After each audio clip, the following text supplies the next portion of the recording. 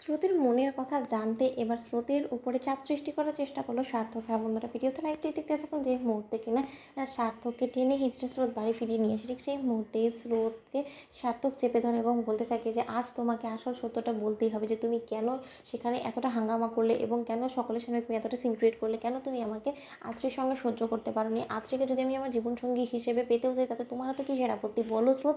যদি তুমি এখনই আমাকে এই কথার উত্তর না দিতে পারো, তাহলে কিন্তু আমি এক্ষুনি আত্রীর কাছে ছুটে যাবো। ঠিক সেই মুহূর্তে স্রোত বলতে থাকে যে তোমার এতটা সাহস কি হবে আদৌ, যে তুমি এই রাতের বেলা তুমি আবারও আত্রীর কাছে ছুটে যাবে? তুমি একবার যাও না, তোমার ঠ্যাং খোঁড়া করে যদি আমি না রেখেছি, তাহলে আমার নামও স্রোত নয়। এই আমি বলে দিলাম সার্থক। অন্যদিকে সার্থক বলতে থাকে তোমার কি মনে হয় আমি তোমার এই হুমকি থামকি তাতেও ভয় পাই?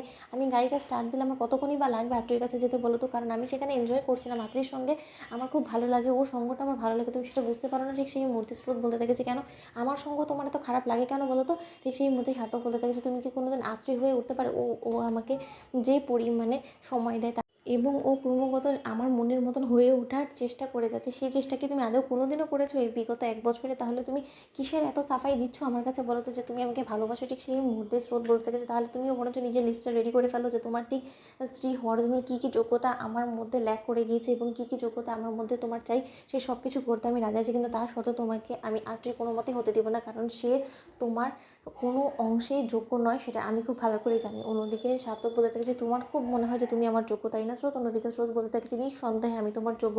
ঠিক সেই মুহূর্তে সার্থক বলতে থাকে যে খোকলা সম্পর্কের মধ্যে ভালোবাসা নেই, সেই সম্পর্কটাকে আপনি টিকিয়ে রেখে কী বা করবো বলো তো? ঠিক সেই মুহূর্তে স্রোত বলতে থাকে যে কে বলেছে তোমাকে ভালোবাসা নেই? আলবাত ভালোবাসা আছে, সেটা তুমি চোখে দেখতে পারো না, সেটা তোমার সমস্যা, এছাড়া কোনো কিছুই না। অন্যদিকে সার্থক বলতে থাকে যে চোখে দেখতে পাই না, তাহলে চোখে দেখিয়ে দিলে তো তুমি পারো, তাই না? সব কিছু তো তোমার হাতেই আছে, সব কিছু তোমার উপরে নির্ভর করছে স্রোত।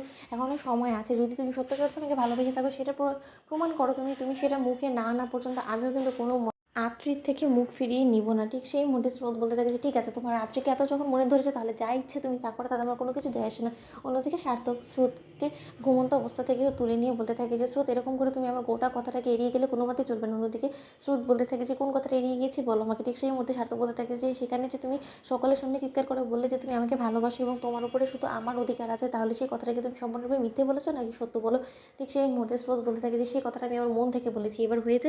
এবং আমি মন থেকে এখনও পর্যন্ত তোমাকে স্পষ্টরূপে বলতে পারি যে সেই মুহূর্তে দাঁড়িয়ে আমি মেজাজ হারিয়ে যে কথাগুলো বলেছি, সেটাই আমার আসল সত্য কথা। এবার তুমি সেটার উপরে বিশ্বাস করো বা না করো, তাতে আমার কোনো কিছু যায় আসে না। সার্থক, আমি ঘুমোচ্ছি, আমাকে আর কোনো মতে তুমি ডিস্টার্ব করো না। অন্যদিকে সার্থক বলতে থাকে যে একবার যখন তুমি এটা স্বীকার করেছো যে তুমি আমাকে ভালোবাসো, এবার তো সেকেন্ড স্টেপটা আমাকে অবশ্যই নিতে হবে, কারণ সম্পর্কের মধ্যে তুমি শুধু চেষ্টা করে যাবে আর আমি চেয়ে চেয়ে দেখবো, সেটা তো হতে পারে না। তোমার অগ্নি পরীক্ষা নেওয়ার পালা এবার শেষ। এবার আমি তোমাকে কী সারপ্রাইজ দিই তুমি সেটা দেখো। তো বন্ধুরা, লাইক কমেন্ট শেয়ার করে সাবস্ক্রাইব করতে ভুলো না।